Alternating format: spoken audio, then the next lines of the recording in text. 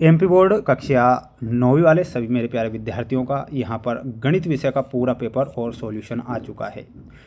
जो पेपर मेरे द्वारा ये बताया जा रहा है प्यारे विद्यार्थियों, पूरा का पूरा पेपर अब आपको छोड़ना नहीं है। आप देख सकते हैं पूरा का पूरा पेपर मिल चुका है, जो कि आपको परीक्षा में दिया जाएगा और आपसे ये पेपर पूछा भी जाएगा। ध्यान से पूरे पेपर को देखें, अच्छे से इन सभी प्रश्नों को याद करेंगे, क्वेश्चन छोड़ेंगे एक भी नहीं।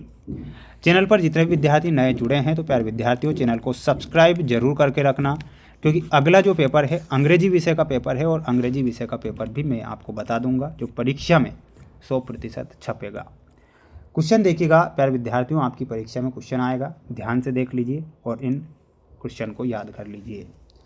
सही विकल्प में पहला क्वेश्चन परीक्षा में आएगा, ए की पावर m मल्टीप्लाई ए की पावर n का मान कितना होता है। तो इसमें ध्यान रखना है ए की पावर m प्लस n इसका मान होगा। तो इसमें आप ऑप्शन नंबर फर्स्ट जो दिया गया है वो सही सटीक आंसर लिखेंगे। रेखिक बहुपद है तो रेखिक बहुपद क्या होगा, 3x + 5 एक रेखिक बहुपद है, जहाँ पर किसी भी प्रकार से घात नहीं है, वो रेखिक बहुपद है। यदि 3x = 24 है तब x का मान कितना होगा, तो x का मान में लिखना है 8 इसका मान होगा। तो 8 करेक्ट उत्तर के रूप में लिखेंगे और याद आप करेंगे।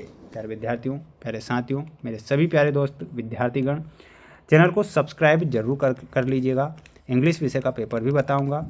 साथ ही प्यारे विद्यार्थियों, आज शाम को 6 बजे लाइव आऊँगा, तो लाइव आपको क्लास में ज़रूर जुड़ना है। शाम 6 बजे लाइव क्लास रहेगी आप सभी बच्चों के लिए।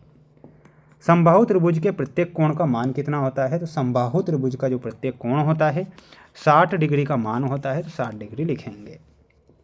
शंकु के आयतन का सूत्र परीक्षा में आएगा, छाप के जाना है, रट कर जाना है, 1/3 πr²h। वर्ग अंतराल 80 और 100 में निम्न वर्ग सीमा क्या है, 80 निम्न वर्ग सीमा है, उच्च सीमा पूछी जाए 100 है, ये लिख कर आना है। अगला प्रश्न आएगा, देख लीजिए, ये आपके रिक्त स्थान आएंगे परीक्षा में, पूरा पेपर है, ध्यान से देखकर ही जाना है। रेखीय बहुपद में चर की अधिकतम घात कितनी होती है, तो इसमें ध्यान रखना है 1। -1 - 4 किस चतुर्थांश में स्थित है, तो यहाँ पर लिखना है तृतीय। कौन सा चतुर्थांश है, तृतीय है।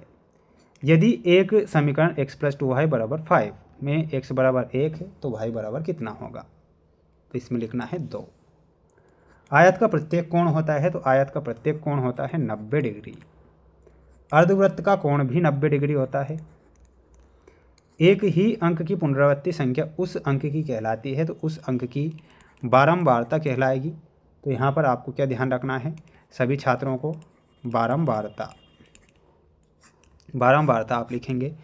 सभी बच्चे अच्छे से इन सभी प्रश्नों को याद करेंगे और अच्छे से मेहनत आप करेंगे। प्यारे विद्यार्थियों, बिना मेहनत के तो कुछ नहीं होता है, इसलिए मेहनत की ही मैं कहता हूं कि अच्छे से मेहनत कर लो। मैं भी आपके लिए बिल्कुल दिल लगाकर मेहनत कर रहा हूं और अच्छे नंबर दिलवाऊंगा, ये मेरा वादा है।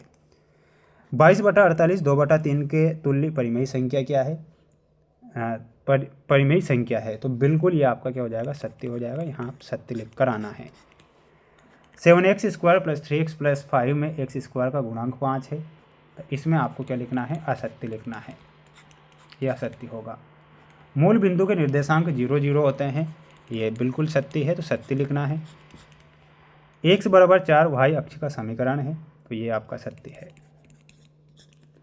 किसी त्रिभुज में कम से कम 2 न्यून कोण होते हैं, ये बिल्कुल सत्य लिखना है। समद्विबाहु त्रिभुज के तीनों कोण बराबर होते हैं, तो असत्य लिखना है। स्क्रीनशॉट ले लीजिए सभी बच्चे और अच्छे से याद कर लीजिएगा।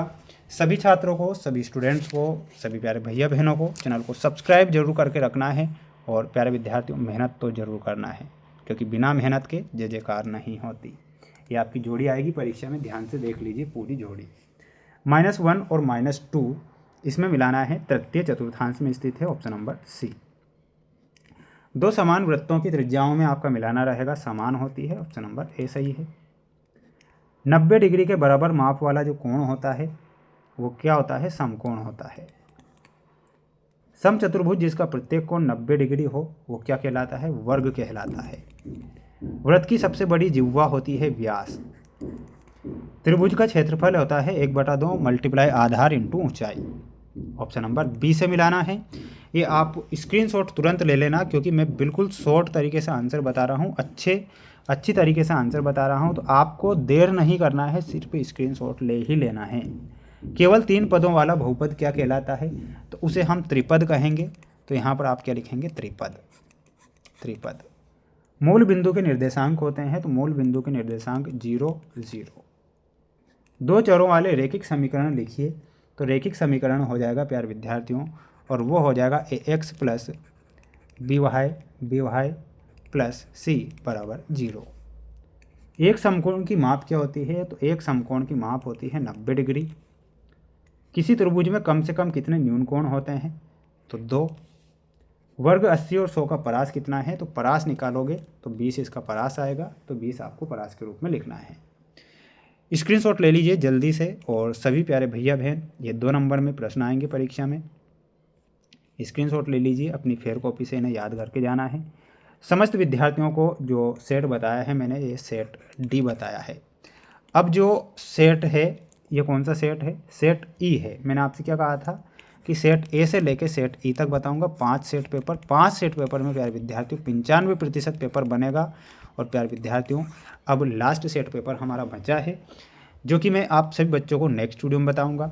साथ में प्यारे विद्यार्थियों लाइव क्लासें भी लूँगा। मेरे द्वारा आपको मोस्ट इंपॉर्टेंट क्वेश्चन बताए जा रहे हैं, जो कि आपको परीक्षा में दिए जाएंगे, और साथ ही प्यारे विद्यार्थियों ये पेपर परीक्षा में पूछे जाएंगे। तो ये पूरा का पूरा सेट पेपर देख लीजिए, आपकी स्क्रीन के सामने है, जो कि नेक्स्ट वीडियो में बता दिया जाएगा।